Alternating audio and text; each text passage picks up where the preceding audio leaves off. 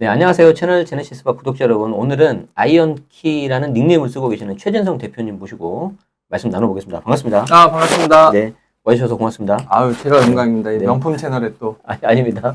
뭐 워낙 활동 많이 하셨고 네. 최근에 이제 또 책이 나오잖아요. 네, 맞습니다. 근데 이제 책 내용도 제가 다 봤는데 내용도 너무 좋은데 네. 사실 저는 아이언키님 그 대표님에 대한 개인적인 관심도 많이 있습니다. 아유, 예, 똑같이 서로 네. 짝사랑이 아니었네요. 제가 대표님에 대한 관심이 많았는데. 네, 일단 저는 남자는 우리나라는 허용이 안 되니까. 네, 알겠습니다. 어쨌든 그 경매부터 시작을 해서 맞습니다. 정말 최근에도 굉장히 많은 활동들 하고 계시는데 네. 처음 보시는 분도 계실 것 같아서 네. 본인 소개 좀 간략히 부탁드리겠습니다. 예. 안녕하세요. 저는 필명이랑 뭐 유튜브 채널 아이언키라는 닉네임으로 활동하고 있고요. 이름은 최진성이고, 이 채널을 보시는 많은 분들이 이제 평범한 직장인 분들이 많을 텐데, 저도 평범한 직장인으로 한 직장에서 이제 20년을 직장 생활을 했고요. 20년 직장 생활 하면서 10년이 지나는 시점에서 이제, 이대로, 괜찮은 회사를 다녔지만, 이대로 직장 생활만 하면은, 10년 후에 선배님들과 똑같은 모습으로 살겠다라고 생각을 해서 이제 재테크 부동산 투자죠. 부동산 투자를 공부해서 방금 대표님 설명해 주신 것처럼 뭐 경매 투자, 재개발 재건축 투자, 최근에는 이제 꼬마 빌딩 투자까지 이어오면서 당당하게 여러분도 항상 꿈꾸는 거 있잖아요. 내가 이제 경제적 자유를 이루고 사표 딱 내는. 저는 20년 딱 채우고요. 저희 회사가 이제 힘들어져 가지고 코로나 때 외국인 카지노였는데 네. 명예퇴직, 희망퇴직을 받았는데 네. 39개월치 급여를 추가로 주더라고요. 와우. 그거 받으면서 저희 회사 직원이 한 1000명 정도 되는데 네. 1호로 인사과에 이제 이야. 희망퇴직 신청을 하고 네. 박수를 받으면서 나갔죠. 야. 네, 39개월치 급여도 받으면서 네. 그렇게 이제 회사를 그만두고 최근에는 뭐 강남의 부동산 아카데미도 운영했다가 지금은 운영하지 않는데요. 네. 뭐 강의도 했었고 책도 쓰고 네. 제 개인적인 투자도 하고 이렇게 많은 분들한테 또 노하우도 전수해드리는 그런 인생을 살고 있습니다. 네네네. 그 전에 또 책을 내셨었고 네. 또 이제 여러 이제 강의도 하셨었는데 네. 특히 저는 이제 대표님 보면서 좀 인상적이었던 게 네. 초기 투자금 4억을 모은 과정이 진짜 인상적이었어요. 네. 거의 월급의 대부분을 저축하셨더라고요. 그쵸. 제가 책에는 뭐 90% 이렇게 네. 저축했다고 그러는데 네. 그래도 안 믿지만 전 거의 네. 100% 저축을 했거든요. 뭐 7년이 넘는 시간 아니 동안. 어떻게 그게 가능해요? 그게? 근데 일반 평범한 직장인 분들은 가능하지 않는데 네. 제가 이제 서울의 외국인 카지노에서 근무를 했는데 여기 수익 구조가 좀 특이해요. 네. 일단 저희가 상여나 급여가 매달 들어오고요. 네. 그리고 연말 성과급은 12월 달까지 해서 1월 달에 들어오고 이거는 일반적인 직장인 분들이랑 비슷한데 네. 이제 외국인 카지노 손님들이 돈을 따면 네. 팁을 주십니다. 네. 그걸 저희 은어로 팝콘이라고 하는데 아. 이걸 손님들의 돈을 튀겨서 팝콘처럼 튀겨서 우리가 먹는다 이런 의미로 이제 팝콘이라는 은어를 쓰는데 네. 그 팝콘 봉사료인데요. 그 봉사료를 저희는 매일매일 현찰로 줘요. 네. 계좌이체가 아니라. 어. 출근하면 야 팝콘 얼마 나왔어? 이게 후배들한테 이제 묻는 질문입니다. 네. 네. 그렇게 해서 그 봉사료가 제가 신입사원 때 2002년도에 입사했는데 2006년도에 한참 일본 경기 좋고 중국 경기 좋아질 때 네. 그때는 저 입사 4년째 제가 직급이 사원이었는데도 네. 한 달에 제일 많이 받은 달에는 봉사료만 200만 원 넘게 250만 원 가까이 받은 달도 있었어요. 어지간한 월급에 맞아요. 적응가네요. 근데 그건 정말 제일 많이 받을 때고 네. 코로나 때 힘들 때는 뭐 한 4, 50만 원, 6, 70만 원 이렇게 받을 때도 있고 편차가 큰데 네. 저희 카지노에는 이제 하이롤러 손님이 있습니다. 네. 예를 들어서 손님이 그날 100명, 200명이 와도 한 명이 뭐 몇십억, 몇백억씩 게임하는 손님이 들어오면 네. 이 손님이 팁을 하루에 뭐 1억 원이나 몇천만 원씩 줄 때도 있거든요. 네. 그런 손님 만나면 제가 출근하고 딱 물어보면 팝콘이 뭐 8만 원, 11만 원 하루 일당으로 저는 이제 그 돈만 생활비로 쓰고 네. 나머지 급여랑 상여랑 연말 성과급을 100% 거의 다 저축을 했죠. 그렇게 해서 모아서 투자금을 이제 저축과 우량주 주식 투자, 네. 펀드 이런 걸로 보수적인 투자만 해서 4억 원 가까운 종잣돈을 마련한 거죠. 엄청 정말 악착같이 모으셨는데 무슨 맞아요. 이유가 있으셨어요? 그때 제가 사실은 제가 정말 원했던 회사에 입사를 했거든요. 네. 제가 원했던 회사를 입사를 했고 저는 대학교 때 이제 언어에 관심이 많아서 음. 영어로 중국어를 다 공부를 했었고, 이제 운 좋게 교환장학생으로 중국에 갔다 오면서 중국어 통역 자격증도 딴 거예요.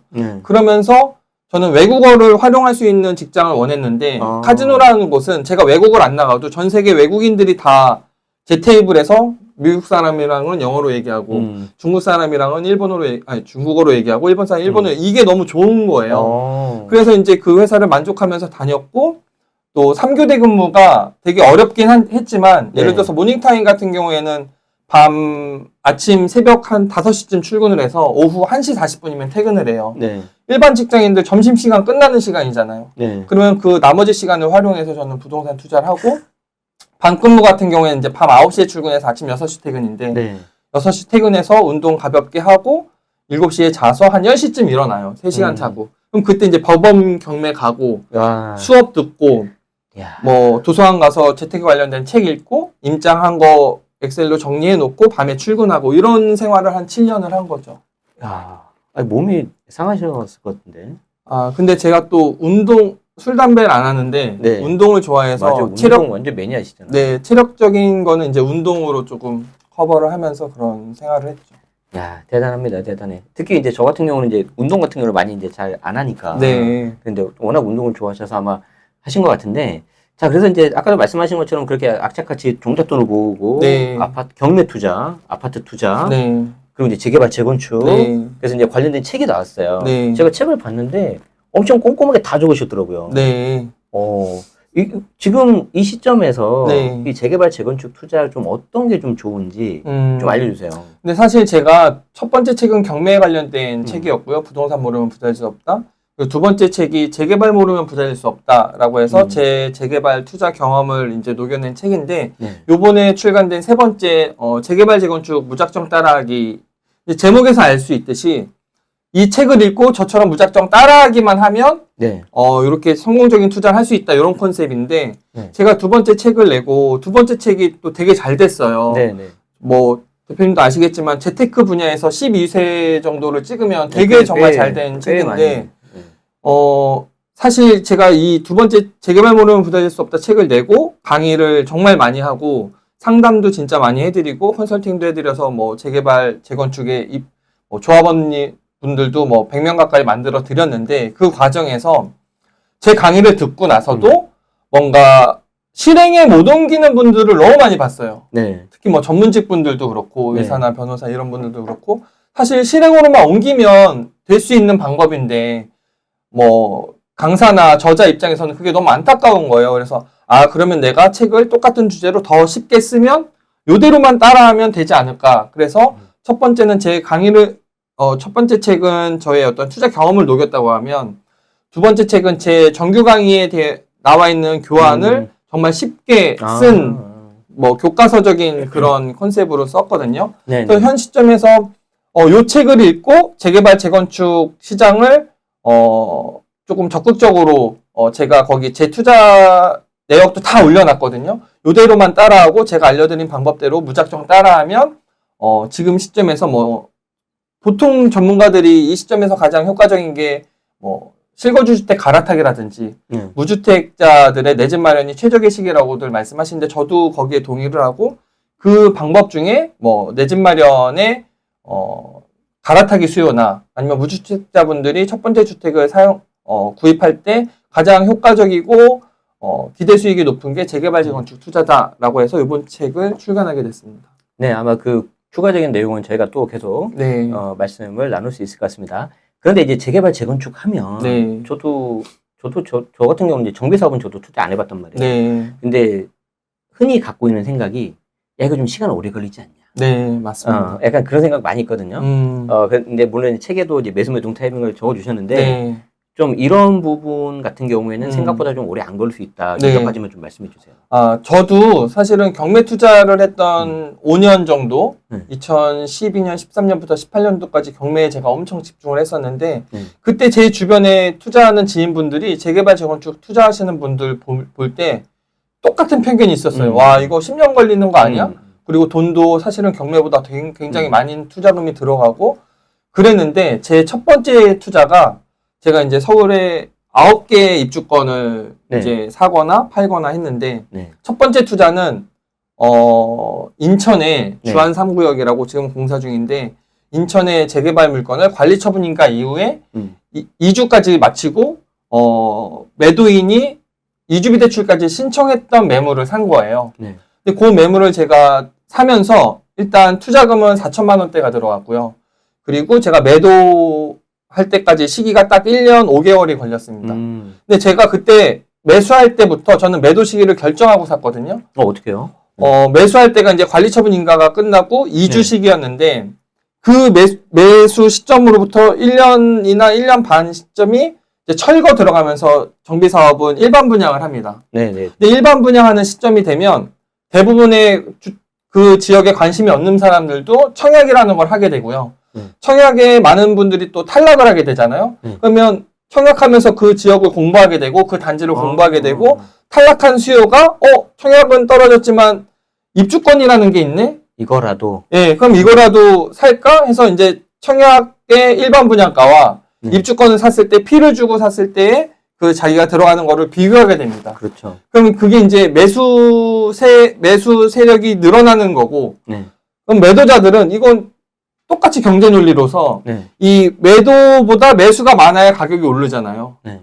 그러니까 당연히 그 시점이 되면 일반 분양에 탈락한 사람들이 내 입주권에 관심을 갖고 그때면 내가 또 프리미엄을 오르겠다 해서 저는 1년 반 후에 일반 분양 시기가 있으니까 요때 들어가면 첫 번째 매수 포인트에서는 2주비 대출을 제가 또 승계를 했어요. 그러니까 매매가는 8천만 원이었는데 2주비 대출이 4천만 원이 되니까 저는 실투자금이 4천만 원대 들어간 거고 그러면 투자금도 줄일 수 있고 그리고 내가 매도 시기에 짧은 재개발 재건축을 1년에서 1년 반 사이에 털고 나올 수 있다. 난 이거를 실거주하려고 산 게 아니라 그 시기에 프리미엄 상승분만 받고 팔려고 했고 제 예상대로 일반 분양 시기에 피가 많이 올랐기 때문에 저는 이제 제 물건을 사서 입주 때까지 가져가도 나머지 또 안전마진이 있는 상태에서 사실 제가 팔 때 제 물건을 사는 사람도 먹을 게 있어야 사거든요. 그렇죠. 그러니까 저는 이제 처음에 기대했던 수익은 입주 때까지 가져가면 1억 원이 넘는 수익을 바라봤지만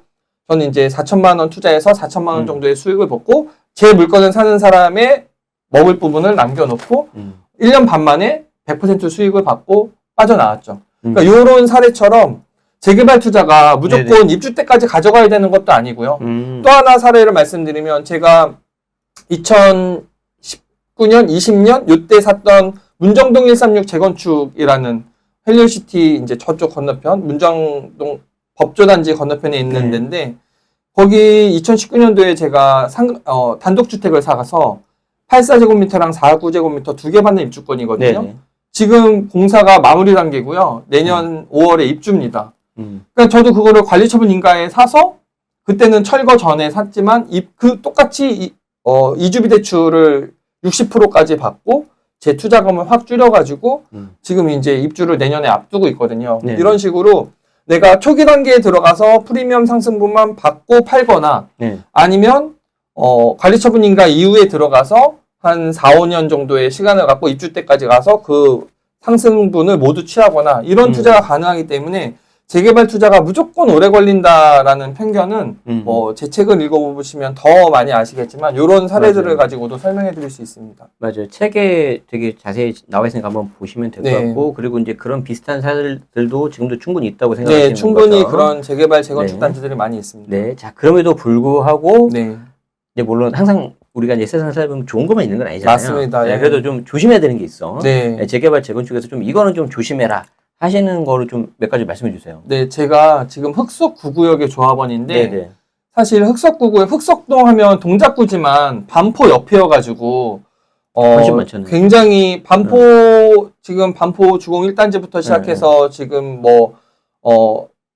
그쪽 재건축 단지들이 많이 원베일리부터 해서 입주도 했고 가격이 많이 올라가고 있거든요. 지금 전고점 대비 90%, 95% 이상 그쪽은 다 회복을 했어요. 근데 반포의 가격을 거의 80%, 85%를 따라가는 게 흑석동의 입지인데 그 대표적인 단지가 이제 흑석 리버임, 아크로 리버임이거든요. 아크로 리버임 같은 경우에 2021년 도에 뉴스에 가장 많이 나왔던 단지예요. 그 이슈가 강남 상구가 아닌 곳에 84제곱미터가 최초로 20억을 돌파했다. 라고 해서 아크로 리버임. 그 말은 강남을 제외한 가장 비싼 곳이 흑석동이라고도 볼 수 있는 그런 대표적인 사례인데요. 그 흑석동의 아크로 리버임이 흑석 7구역이라는 재개발 구역이 이제 재개발 사업을 통해서 새 아파트가 된 단지고요.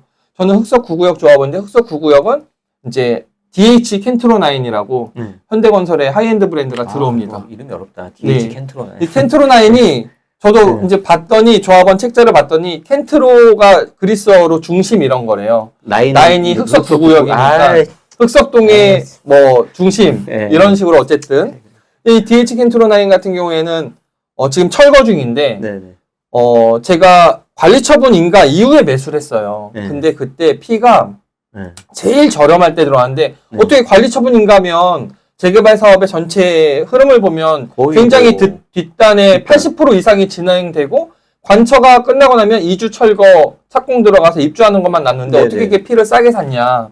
이게 이제 리스크와 관련된 거고 어떻게 보면 기회 비용과 관련된 건데요.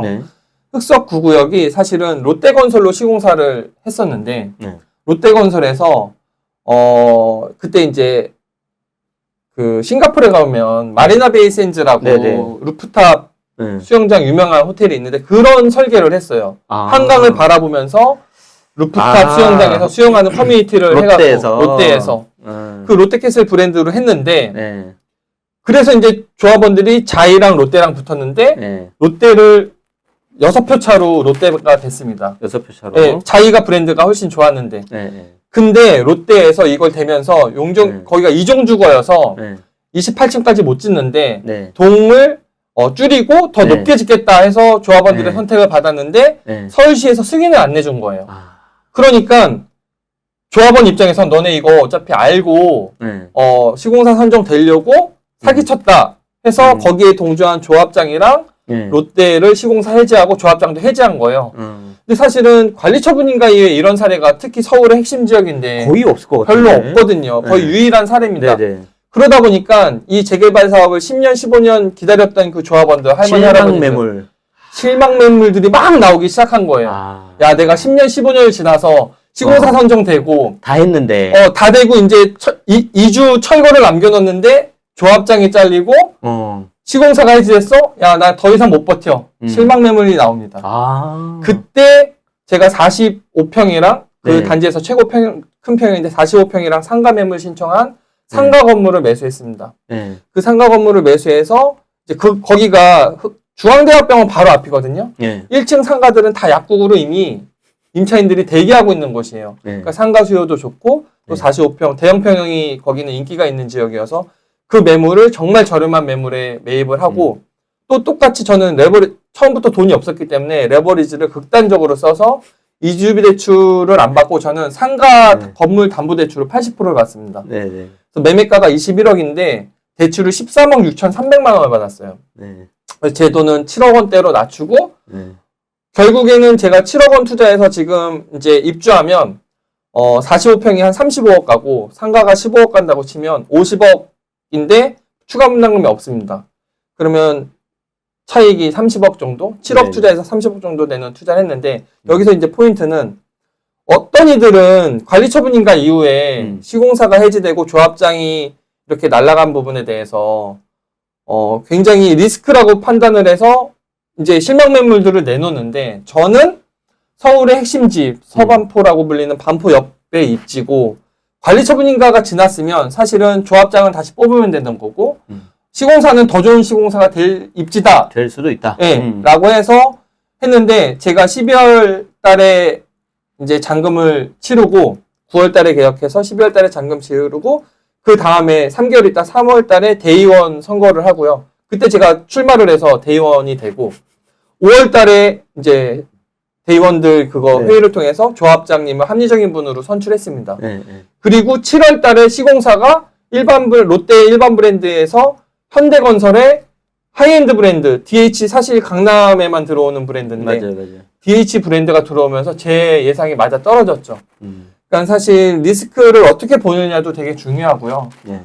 그 리스크를 통해서 기회를 잡을 수 있는 부분도 중요합니다. 근데 이 영상을 보시는 분들 중에서 또 보수적인 성향이 있으니까 네네. 제가 재개발 재건축에서 정말 꼭 한 가지는 이거 하나는 조심해라라고 말씀을 드리면 사실은 지금은 강남 3구랑 용산구를 제외하고는 조정지역에서 다 해제됐기 때문에 이게 적용되는 데가 몇 군데 없는데 투기과열지구 내에서는 5년 재당첨 제한이라든지 조합원 양도양수 금지 조항이 있어요. 근데 요거는 사실은 지금 이제 다 해제됐기 때문에 간단하게 확인만 해보시면 되고요. 요거 자세하게 설명해 드릴 필요가 없고 이제 다물권자에서 우리가 사실 재개발 재건축 투자할 때 은어가 되게 많은데 물딱지라는 용어가 있습니다. 물딱지가 뭐예요? 물딱지가 뭐냐면 재개발 구역 내의 매물인데 입주권이 안 나오는 매물입니다. 아, 그래서 이제 물이다. 물딱지가 됐다라는 건데 요 물딱지 매물 같은 거를 사면은 이제 완전히 피는 피대로 주고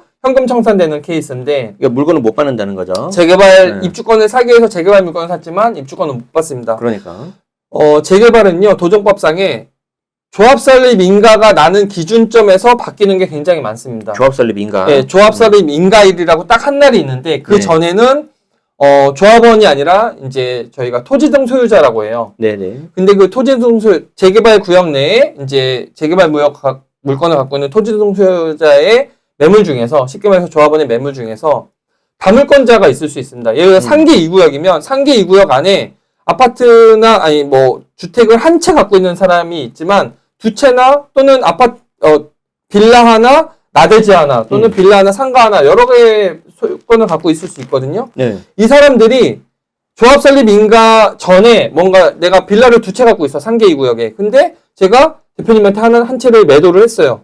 그리고 나서 조합 설립 인가가 나면 저희 둘 다 입주권이 나옵니다. 근데 제가 갖고 있다가 조합 설립 인가 나고 나서 대표님한테 제가 이걸 팔면 대표님이 입주권을 못 받고 저만 받아요. 왜냐면 하나의 조합원에게는 하나의 입주권을 주는 게 도정법상의 원칙입니다. 네네네. 그러니까 조합 설립 인가 나서 조합원이 됐는데 내가 조합원이고 여기도 조합원인데 내가 내 물건을 갖고 갔으면 여기는 못 받는 거죠. 어떻게 보면 이게 복제가 된 거니까. 복제가 된 거니까. 늘어나면 안 되니까. 네, 이때는 어떻게 제가 매도를 하냐면 조합 설립 인가 외에는 제가 두 채를 갖고 있으면 두 채를 다 매도하면 여기는 입주권이 나와요. 내가 같은 구역 내에 세 채의 입주권을 갖고 있으면 세 채를 다 한꺼번에 매도를 해야 입주권이 나옵니다. 그러니까 조합원 자격을 없애야 되는 거네. 네, 맞습니다. 그래서 이 영상을 보시는 분들 중에서 뭔가 조합 설립 인가 이후에 물건을 산다. 그러면 반드시 그 중개사분들이 특약사항에 본 계약은 재개발 촉진지구 내에서 재개발 사업이 진행되고 있는 걸 인지하고 매도자는 본 매물 외에 다른 매물이 같은 구역 내에 없다는 것을 확인하고 하는 계약이며 또 만약에 다물권자로 인해서 매수자가 입주권을 못 받을 시에 민형사상의 모든 책임을 진다라는 특약사항이 항상 들어갑니다. 그렇죠. 그런 부분을 이제 물론 중개사분들이 챙겨서 넣어주지만 매수자 입장에서도 이게 왜 이런 조항이 들어가고 그렇죠. 이런 조항이 없을 시 또는 우리가 확인을 안 했을 때는 어떻게 입주권을 못 받을 수 있는 리스크가 있는지 이런 것도 확인해서 투자하시면 굉장히 도움이 될 것 같습니다. 이게 뭐 돈이 한두 푼 들어가는 것도 아닌데. 맞습니다. 예. 내가 새 아파트 얻으려고 하는 건데 맞아요. 못 받으면 큰일 나죠. 네. 자, 그래서 꼭 이거 좀 뒤로 가게 하셔가지고 네. 적으세요. 네. 특약을. 네.